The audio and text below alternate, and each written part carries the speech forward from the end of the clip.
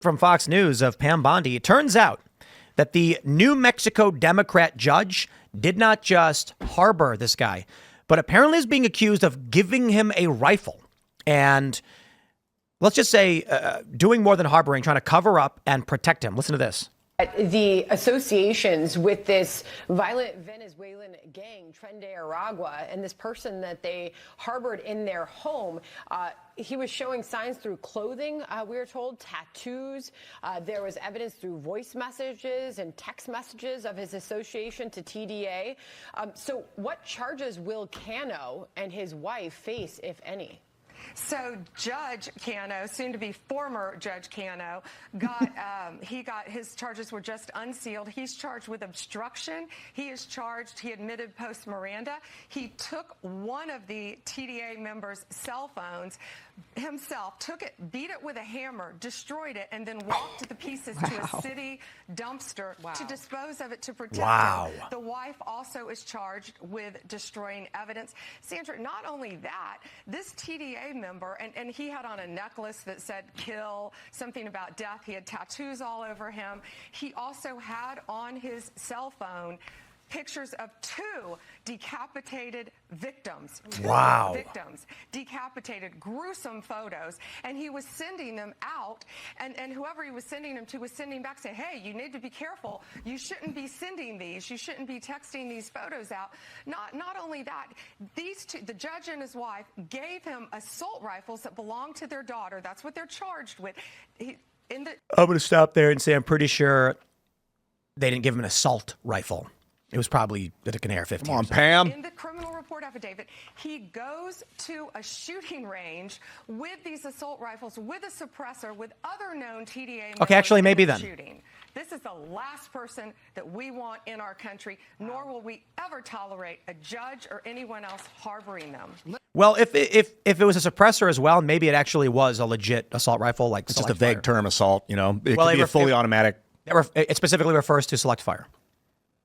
Assault so weapon. what is it? Semi-auto, burst, and full auto? Sure, that makes sense if you're actually going to assault. Typically, when people are saying that, well, that's what it means. Typically, when people say assault rifle, like Democrats, it means literally nothing. It means scary-looking gun. How did this TDA member get into the house? How did this even come about where a judge would be like, yeah, you can come live in my house with my children? And judge is probably TDA too. That's a great question, Joe. I have no idea. Well, apparently, like, he was dating his daughter. But the point, largely, in my opinion, is, look, after a couple decades of criminal gangs, narco gangs coming into this country, they're going to get positions of power. They seek them out. They want the authority. And we are seeing it now. Like this Democrat, this liberal, she's not a Democrat, liberal judge in Wisconsin. I wouldn't be surprised if she's paid off or in on the take. That she's doing this not because she's like, I think it's wrong that they're arresting illegal immigrants, but she's like, uh-oh, there's my paycheck. Quick, get out of here.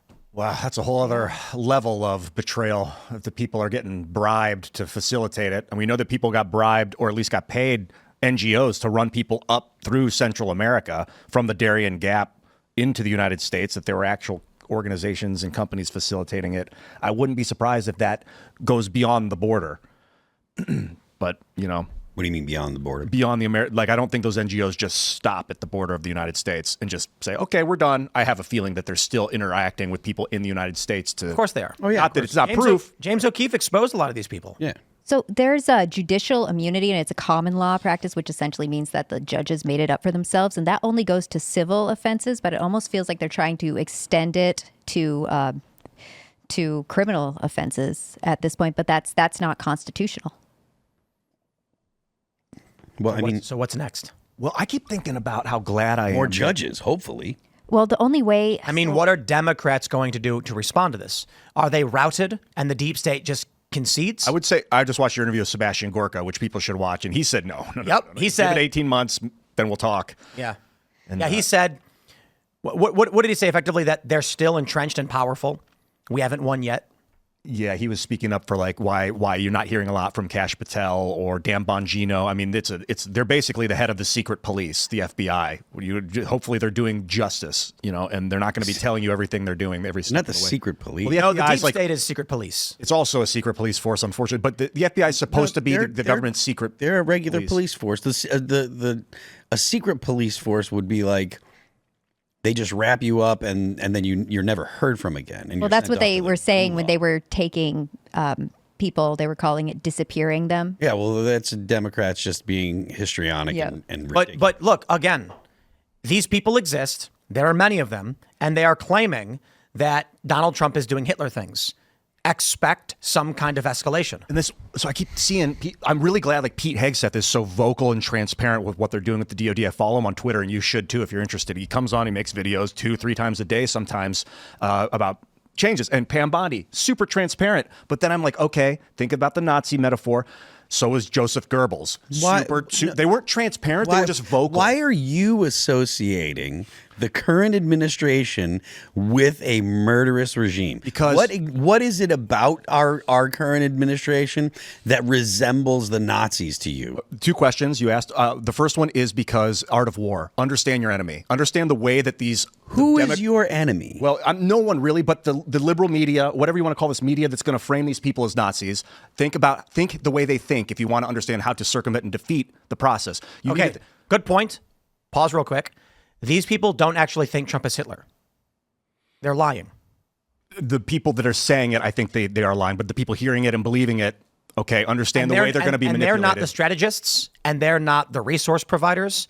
So if you're actually talking about how do you understand the mentality of the deep state, their mentality is much more like we can rally violent terror attacks by claiming Trump is like Hitler. Because not to actually say Trump is like Hitler. Those people would feel justified in whatever action they had to do to stop Hitler. The only reason I bring that up is I think it's unproductive for people to associate or at least people with a realistic understanding of reality, to associate the current administration with the Nazis, because they're nothing alike at all. But you said 2 points. What was your other point? The second question, you had 2 questions. The first was, why do I... No, he said, why are you likening the current administration Correct. to the Nazis? I think because it's a populist movement with a strong... Like Trump's basically a strong man as a president. So are the communists. Like, yeah, it's basically like we're in a sort of cultural revolution, whether we want to be or not, globally and domestically. So... And with the mass immigration problem of trying to find people and get them out of the country, that was the Nazis were going through that with the Jewish population. The Nazis literally went into other countries to get Jews. Oh yeah, there's not like getting illegal immigrants out of the United States has no relation to the way. I want you to know, I do not think this is like a Nazi administration at all. I don't find it even remotely national socialist in any. It's a capitalist, like global, like organized movement. It's not. It's well beyond. But people will make this claim. Thanks, man. Protein smoothie. Why? Can you see that I'm shaking? No, I was gonna do that. You must be hungry thing from like the Snickers commercial. Like you're sitting here saying Trump's like Hitler, and I'm like, you need to eat, bro. It's not like Hitler. But people will claim. People have claimed he's like Hitler, and the masses are gonna. You're not yourself. Hold on. I kind of want to buy a bunch of Snickers bars, and then whenever some lib goes off and goes crazy accusing Trump of being Hitler, just like throw him a Snickers. Food at him. Like, you must be hangry. Like in the it's the effectiveness of that advertising. You should have just chicken nuggets. Just start throwing nuggets at him, like Dino Nuggies. I brought it up because I was so glad that Hegseth and Pam Bondi are vocal and transparent, because we didn't have that with Lloyd Austin in the last administration at all. Like they never. So, but then I was like, well, being public isn't necessarily in and of itself good, because I thought about Goebbels and I was like, they were very vocal in public. They were just liars and manipulators. These guys seem to be honest, at least. They seem to be. I mean, Kash Patel, I would say, is one of my best friends. I've only hung out with him for 4 hours, but I love the guy. He's excellent human being. And Kash is watching right now, and he's like, I'm not best friends with that guy. I know, not at all. But, I don't even know he's the kind of guy I could easily like go fishing with, or like. Bro, he plays hockey in DC. Like, isn't he on the same team as Richie McGinnis? I wouldn't surprise me. Who was it here that was here the other day? It was Richie McGinnis. Yeah, Richie's. I think they're on a hockey team together. That's awesome. And I'd love to get Dan or Kash on the show, but as their head of law enforcement, you can't really be like, hey, would you want to come on and expose all of the operations you're engaged in, because we know you're doing. They can't do it. And now we're in this position where like we're on the not on the inside, but like inside adjacent to a global, the revolutionary force of the world right now, like the American government, and we actually know people that are running it. That revolutionary force of the world? Yeah. The American government is a revolution. The United States is a revolution. Tim told me that one time 5 years ago, and it stuck with me. It is. That's what we are, is a constant Well, yeah, revolution. we had kings, and the kings were better people.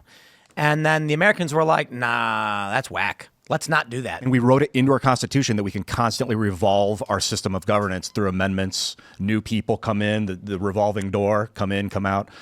You know, I do think the Founding Fathers probably realized this much later on, having earned the experience of a union, that they created a great system, but there's no such thing as a perfect system. So how could they have predicted a mechanism by which you would stop a judicial coup? What happens when judges, to a great degree, are aligned ideologically and are seeking to undermine or overthrow the government? Josie, what do you... So in the Constitution, the most that can happen is impeachment, obviously, but that was hard to do before we were ideologically captured. It was very hard to do. So what Congress has the power to do is to regulate their jurisdictions of all the judges. They're able to they're able to shrink where they are, and that can affect who comes to them and what they're able to rule over and stuff. And that's it. That's as far as they can go. It would have to be, I mean, it would have to be the Chief Justice to come out and get his people in order, because we've never seen anything like this. The Chief Justice of the Supreme Court? How would he get his people in order? I don't know. So these people, like a Wisconsin district judge that's like, Trump can't do that thing, like that obviously all that they can do is just keep ignoring it. And then, I mean, because what'll happen? Okay, you're going to ignore. Nope, now you're in contempt. Now we have to arrest you. Who are they going to send to arrest him? His own police? That's not going to happen. So you know, we're in. I don't like using it. This is kind of a constitutional crisis. It's just because we've never been here before. We've never seen anything like this. So when it comes to these federal injunctions, we have one every few years, 2, 3. Like, it's not. We've had 30 in the first month. This is not something that happens. So I have no idea how to solve it. We sort of pointed out a couple weeks ago, maybe or last week, that a lot of it has to do with seems to have to do with the speed of data transfer now with internet. That as soon as Trump makes a move, everyone in the country hears about it within 5 minutes. So judges are on the phone; they're filing paperwork within 8 minutes. And the Constitution wasn't ready for the internet. They can find out who is filing all these injunctions, and if it's an NGO or something, they can try to shut that down. You know what's pretty wild is I just interviewed Secretary Duffy, Kristi Noem, and Sebastian Gorka. And Secretary Noem, of course, is running DHS. And I was thinking to myself, like, wow, 20 years ago, what would I have thought if someone said, you will be interviewing the head of DHS and you will agree with them? Right? That's kind of a crazy thing. You're full of it. No, I don't know. I'd be like, so we won? Because that's how I feel. You've got a lot of these people who are adversarial journalists who are just like, you know, when we had Tar on, why are you defending them? And it's like, I'm not defending Hegseth. I'm challenging your presumption that Signalgate matters to the average person. It does not. It matters to politicos who are liberal. But you go to a regular working class guy and say, do you care that Hegseth had a journalist in a chat, you know, talking about the time that they were going to do some strikes? They'd be like, I don't know, I guess. Or if I said, Trump's tariffs have affected your 401k, yes or no, they'd say, yeah, it did. I'm not happy about it. Okay, so what do people really care about? Certainly it's not that. You got to keep in mind that Hegseth didn't leak that stuff. Other people are seemingly trying to take that guy down because he's doing such an effective job and working. Oh, it's getting wild. He doesn't want to go to war with Iran. Yeah. And that's really what it comes down to. And I think Tulsi Gabbard, too, advised Trump, do not do this. Israel wanted a joint strike. And Trump was like, what do we do? Tulsi Gabbard, and I think Hegseth, too, I'm not entirely sure, were like, no. Yeah. That Laura Loomer's been reporting on that a lot, that she thinks that there's a big takedown effort of Hegseth at the moment. Well, he was the hardest one to get through confirmation. Was he the 50-50 one? Yeah, he was the one, he was the hardest one to get through it. They're like, this is going to be, this is the measure for everybody else. If we can get him through, we can get everybody through. J.D. Vance had to run on over to the Capitol and then do a tiebreaker. Yep. Yeah. Oh man. But just got goosebumps, bro. I don't know. Sorry, what were you saying? You okay? It's electrifying to be part of this. Okay. Look, I mean, at the end of the day, Real quick, sorry. Just Ian, did you ever think in your time you would have actually sat next to a guy who would go on to become the head of the FBI? No. Like here you are hanging out talking with Kash Patel. He's been on the show, and now he runs the FBI. I used to say when I was a kid, I'll be president one day. And then I learned what that actually meant. And I was like, I'm not going to do that. And now the circle's coming back around where it's like, if people ask me to hold the position, I'll hold the position. I take a look at, Kash, of course, he wrote that book. What was it called? Government Gangsters? Was that his book? yeah. Yes. I think so. And I remember, we've had him on several times. We talked to him. The first time I interviewed Trump, we actually had Kash on for the majority of the show. And then we only had about 17 minutes with the president. At the time, he wasn't president. And where I feel we are now is it's insane. It was like, I remember we were in Austin when Kyle Rittenhouse was found not guilty. And it was crazy. All the women were crying. Like my mom was crying. She's like texting me like, I can't believe it. Justice. We're so happy for this young man. When Trump won, and then over the next month or so, when he gets Tulsi Gabbard in, Kash, Dan Bongino, Pam Bondi, it's like we are winning these positions. So when I brought up, it's kind of crazy to sit next to Kristi Noem and be like, the head of DHS, wow. But I actually agree with these people. For most of my life, the people who have been in these positions of power have been deep state shills, uniparty, talking point liars. Now it's Dan Bongino and Kash Patel, and it's kind of crazy because it's like, oh boy, they got a lot of work in front of them, and they are in one of the most dangerous positions. We view it largely as a position of power, but now you've got the entire orchestrated global, liberal economic order not happy with what they're doing. Yeah, I mean it's no joke. The task that the Trump administration is actually embarked on is massive. I mean, and as much as people complain, they're not moving fast enough, blah, blah, blah. The fact that two judges, three, a judge and his wife and another judge have been, arrested. I mean, I can't imagine that happening under any other administration. I don't think that certainly obviously wouldn't happen under the Biden administration. And I want to say this too, just everybody to reiterate.